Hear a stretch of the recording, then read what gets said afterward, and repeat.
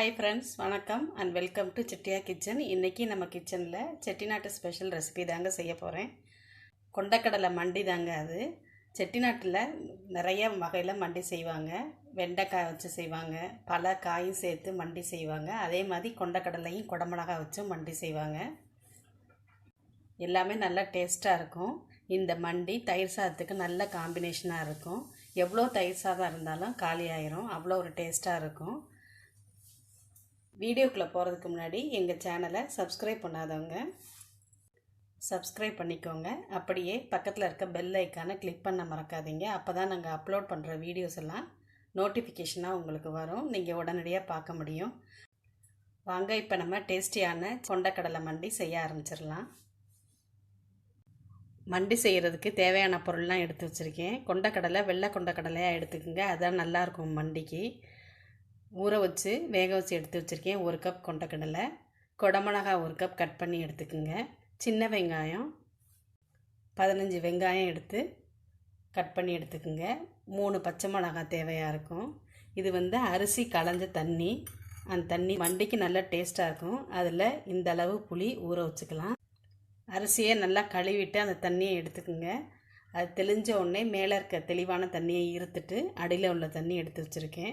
இது நல்லா டேஸ்ட்டாக இருக்கும் மண்டிக்கு, அதனால தான் நான் அதை எடுத்து வச்சுருக்கேன். எப்போவுமே மண்டி செய்யும்போது இது மாதிரி எடுத்துக்கோங்க.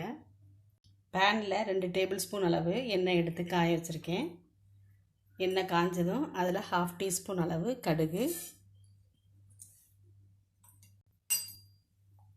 1/4 டீஸ்பூன் வெந்தயம் போட்டு பொரியட்டும். வெந்தயமும் கடுகும் நல்லா பொரிஞ்சிருச்சு. இப்போ கட் பண்ணி வச்சுருக்க வெங்காயத்தை சேர்த்துக்கிறேன்.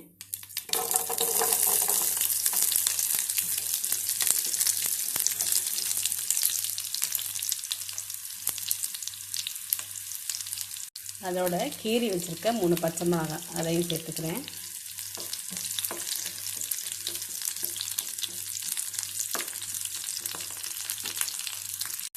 கொஞ்சம் பெருங்காயம், கருவேப்பிலை. வெங்காயம் பச்சை மிளகாயும் நல்லா வதங்கிடுச்சுங்க. இப்போ கட் பண்ணி வச்சுருக்க குடமிளகாயை சேர்த்துக்கலாம். இதுவும் நல்லா வதங்கட்டும். குடமிளகாய் நல்லா வதங்கிடுச்சு. இப்போ புளித்தண்ணி அதில் ஆட் பண்ணிக்கலாம்.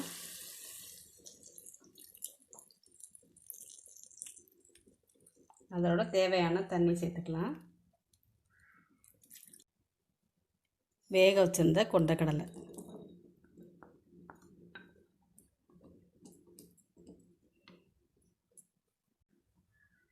அதோட 1 டீஸ்பூன் சாம்பார் பொடி சேர்த்துக்கிறேன்.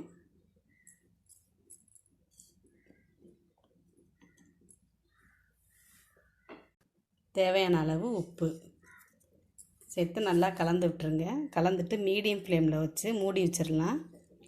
குடமிளகாயெல்லாம் நல்லா வெந்து வரணும். அரிசி களைஞ்ச தண்ணியில் நம்ம புளி ஊற வச்சு சேர்க்கறதுனால மண்டி நல்லா திக்காக வந்துடுங்க. அதோட அரிசி களைஞ்ச தண்ணி ரொம்ப நல்லது, அதனால் மண்டிலாம் செய்யும்போது அது மாதிரி சேர்த்துக்குங்க. இப்போ இதை மூடி வச்சிடலாம். நல்லா கொதித்து மண்டி திக்காகணும், அது வரைக்கும் மீடியம் ஃப்ளேமில் இருக்கட்டும். மண்டி இப்போ ரெடி ஆகிடுச்சான்னு பார்க்கலாங்க. நல்லா திக்காக வந்துச்சு பாருங்கள்.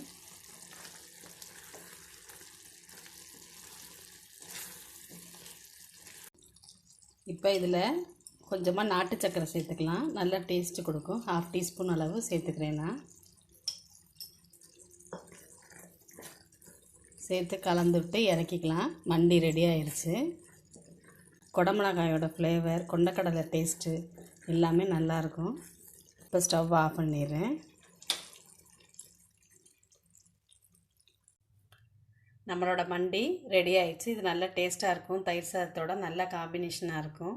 மாவடி இஞ்சி இருந்தால் அதுவும் கொஞ்சம் சேர்த்துக்கலாம். செட்டிநாட்டில் அதுவும் சேர்த்து செய்வாங்க. என்கிட்ட இல்லை, அதனால நான் கொண்டக்கடலையும் குடமிளகாய் மட்டும் வச்சு செஞ்சுருக்கேன். அதுவும் நல்ல ஒரு டேஸ்ட்டு கொடுக்கும். இந்த வீடியோ உங்களுக்கு பிடிச்சிருந்தா லைக் பண்ணுங்கள், ஷேர் பண்ணுங்கள், உங்கள் கமெண்ட்ஸ் பதிவு பண்ணுங்கள். தேங்க்யூ.